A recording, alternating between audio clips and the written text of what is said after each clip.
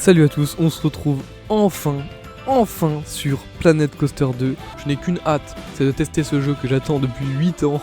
On va donc faire une petite vidéo un petit peu découverte. Je vais, je pense, lancer une carrière pour découvrir un petit peu le jeu. Et je verrai du coup si je lance par la suite une série comme j'avais fait pour Planet Coaster 1.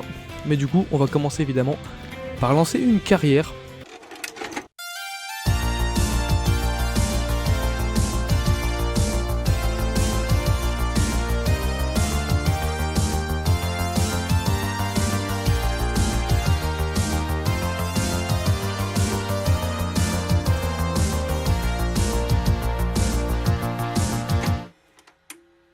Donc on a donc le prologue, à savoir commencer votre aventure dans Planet Coaster 2. Hop, on y va, c'est parti. J'aime bien le menu là, le logo de chargement, il est très mignon je trouve. Et c'est parti. Ah, vous voilà. Je suis ravi que vous ayez pu venir. Je suis Oswald B. Thompson, PDG de Coaster Coast. Oh, Oswald, je n'avais pas vu qu'il y avait quelqu'un. Toutes mes excuses, ce n'était pas sur mon emploi du temps. Tout va bien, Eugène.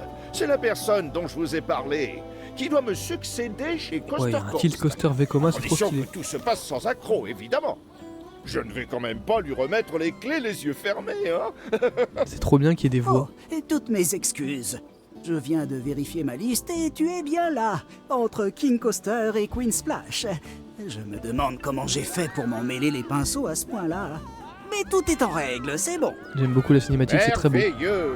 Bon, à présent, il est temps pour Eugène, notre concepteur d'attractions, et pour moi-même, de tout vous expliquer.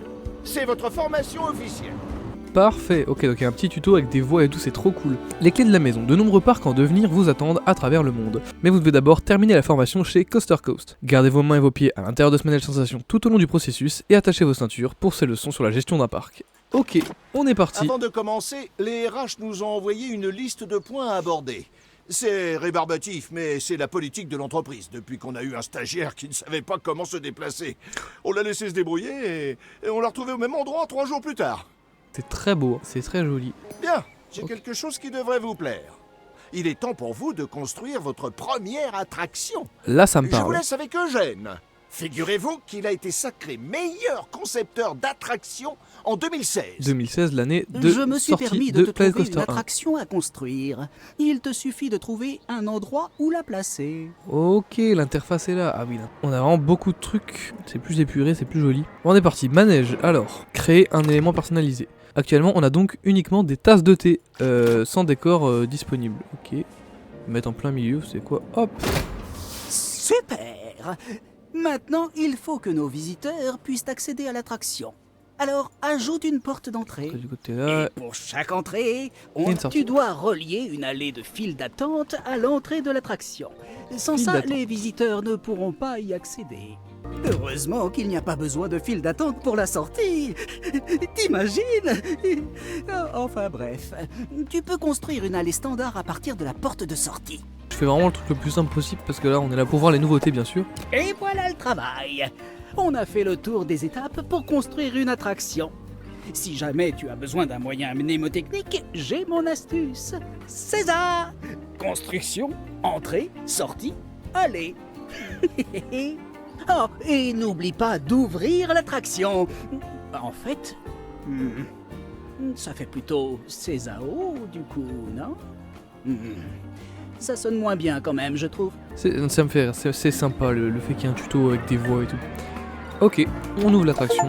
Au fait, je me permets de vous rappeler que les visiteurs doivent acheter des tickets pour profiter des attractions dans nos des tickets. parcs.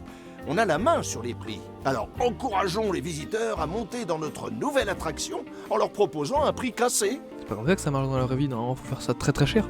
Ah, gratuit, d'accord, c'est gratuit. Au pire, on augmentera le prix plus tard. Comme je le dis toujours, une fois qu'on a la popularité, gonflons les prix pour la prospérité. Mais chaque chose en son temps, hein? Tenez, voici une médaille pour la construction de votre première attraction. Vous l'avez bien mérité. Et ce ne sera certainement pas la dernière. Ok, première médaille, médaille bronze. Nickel. L'ajout d'une nouvelle attraction doit avoir légèrement amélioré la note du parc. Donc là, c'est la gestion du parc. Oh, c'est beau. Option du parc. Ah, j'aime beaucoup l'interface. Note du Cette parc. note dépend de plusieurs facteurs différents. Alors il faut la surveiller de près via l'aperçu. Car meilleure est la note du parc, plus on attire de visiteurs. Ah, c'est très bien que le nombre de visiteurs augmente, mais il faut aussi faire en sorte qu'ils passent toujours un bon moment sur place. Comme tu peux le constater, on vient de recevoir un rapport indiquant qu'une partie des visiteurs n'est pas satisfaite. Certains ont un peu soif apparemment. Pour éviter ça, il faut garder un œil sur l'onglet des besoins des visiteurs.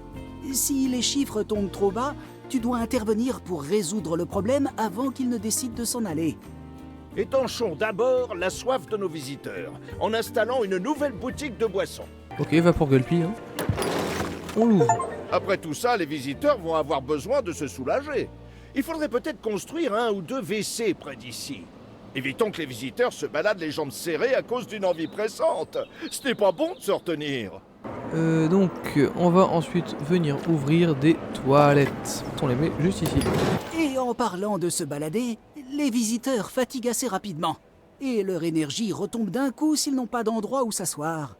On va devoir veiller à installer des bancs aux 4 coins du parc. C'est un peu comme des stations de recharge pour planconiens. Et sans fil en plus. Il faut en mettre beaucoup. Voilà. Beau travail. Les visiteurs seront comblés maintenant. Oui, mais et tout cela a un coût. Avec les boissons et la nourriture, ça fait des déchets en plus dans le parc. Exactement. Alors c'est important d'avoir des poubelles pour que les visiteurs puissent se débarrasser de leurs déchets. Hop. Parfait. Ça va contribuer à la propreté du parc. Continuez à l'embellir en décorant les abords de l'attraction que vous avez construite. Ainsi, les visiteurs pourront profiter du paysage pendant qu'ils font la queue. Ok, des petits décors. Bon, il est vraiment très mal placé, mais c'est bon. Comme ça, par ici. Oh la vache.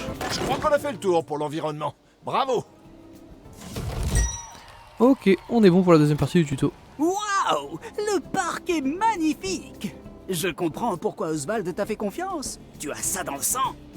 Si on veut ajouter de nouvelles attractions et d'autres lieux de service, il va falloir les raccorder au réseau électrique. Sélectionne un générateur déjà présent pour afficher son panneau d'information et voir l'électricité qu'il produit.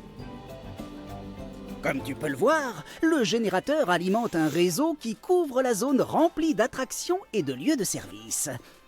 Étendons ce réseau à une zone libre du parc. Pour ça, installe et raccorde un service d'électricité supplémentaire.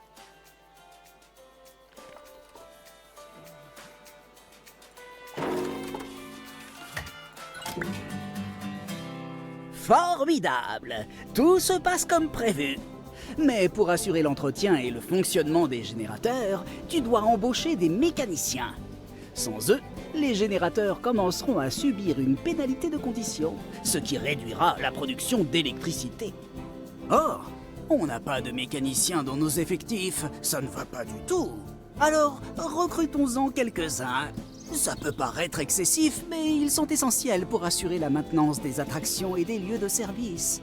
Ok, parfait. On doit donc embaucher, employer un mécanicien. Hop, on place un deuxième mécano apparemment. Oula, je nous ai porté la poisse, on dirait. Une attraction vient de tomber en panne. Heureusement qu'on a des mécaniciens pour la remettre en état de marche. Un mécanicien disponible sera automatiquement affecté à la réparation d'une attraction en panne. Si aucun n'est disponible, clique sur le bouton « Appeler mécanicien » pour en réaffecter un à la tâche. Mais fais attention, si tu affectes un employé ailleurs, sa tâche en cours risque d'être laissée à l'abandon. Mais recruter du personnel n'est qu'un début. Il faut faire attention au moral des employés. Parce que s'ils l'ont dans les chaussettes, ils risquent de finir par démissionner. C'est vrai. Les pauses sont absolument essentielles pour garder le moral. Comme nos visiteurs, nos employés ont besoin d'un endroit pour se ressourcer. Alors, pour qu'ils puissent se reposer sereinement, construisez un bâtiment du personnel. Les bâtiments du personnel ne sont pas très esthétiques, alors je vous conseille de les construire en retrait des zones réservées au public, si possible. Après tout, ce serait dommage de faire baisser la note de l'environnement que vous avez améliorée. Ok, donc les bâtiments du personnel vont baisser la note de décoration, genre. Ah oui, d'accord. Hop, on a un petit truc. Parfait. Et on Les peut inhaler. employés du parc peuvent désormais se reposer pendant leur pause et profiter du calme et de la tranquillité. Il faudra juste veiller à ce que des visiteurs curieux n'entrent pas pour le café gratuit, sous prétexte d'être perdus. Le meilleur moyen d'éviter ça, c'est de relier le bâtiment à une allée du personnel. Les visiteurs n'oseront pas s'y aventurer. Il faut qu'on construise un atelier de mécaniciens.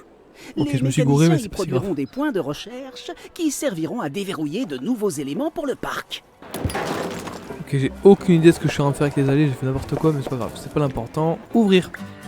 Laissons notre mécano travailler tranquillement et revenons plus tard. Oh, quelle merveille! Je vais faire une petite pause. Ça lui fait cet effet à chaque fois. Ok, et on a eu l'objectif or. Oh, vous tombez à pic.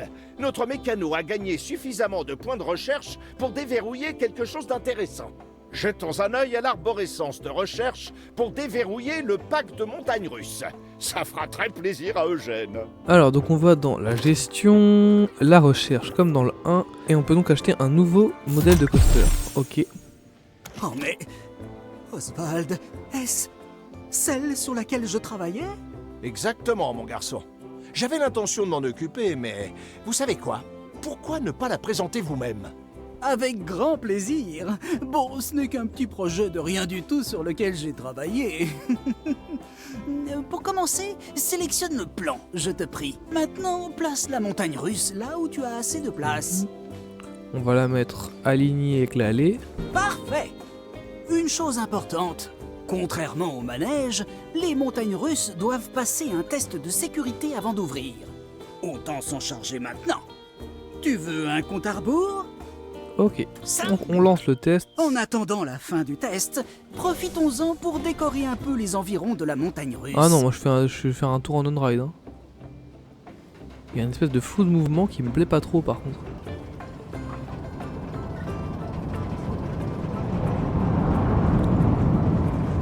Sur certains points ça a l'air plus fluide que Planet Coaster 1. Mais il y a des petits freezes et un petit flou de mouvement que j'aime pas trop là. C'est dommage, mais peut-être que ça se règle, je vais voir ça après. On peut l'ouvrir. Et on va rajouter des décos. Alors on va mettre un autre thème, je suppose, c'est plus loin, ouais, on va mettre un autre thème. Ah d'accord, j'ai que ça en fait. J'en sais rien moi, qu'est-ce que je peux mettre de beau là? Ça rentre pas dans le thème. Donc ça, c'est très moche, hein, mais je fais ce que le tuto me dit. Une statue ici. Et une colonne là. Hop, avec un cheval. Un Pégase. Oh, et n'oublie pas d'ouvrir l'attraction comme tu l'as fait précédemment. C'est fait. Oh là là là là! Quelle beauté! Beau travail, vous deux! Cette montagne russe mérite d'être sous le feu des projecteurs. Nous pouvons attirer plusieurs publics. Il est donc important de réfléchir au type de publicité qui attirera le plus de visiteurs dans votre parc. Ça vous dit d'essayer la caméra d'attraction pour découvrir en avant-première les sensations procurées par la montagne russe? Bah alors je viens de le faire, mais soit. On est parti pour le Tilt Coaster Vekoma. Voir un petit peu ce que ça donne. Mais regardez, il y a un flou pas ouf là, on est d'accord, c'est pas fou. Alors, c'était comment? Attends. Ça suffit pour le moment, non? Merci encore pour tous vos efforts. Eh, je vais avoir un truc qui me dit que je vais finir, je veux voir l'on-ride moi. Bonne main, je le sens. Oswald, vous n'allez pas prendre votre... Je ne vais nulle part pour le moment, Eugène. Pas de panique. Ce n'est que le début. On vient à peine d'effleurer le... Mais attendez, j'y pense. J'ai exactement la mission qui devrait vous convenir. Je vous envoie ça très vite. À bientôt. Et voilà, le truc qui arrive en plein milieu du... On a donc fini le parc. Et on peut regarder la suite de l'on-ride. C'est plus fluide la montagne russe, mais ça se voit que c'est très lissé genre.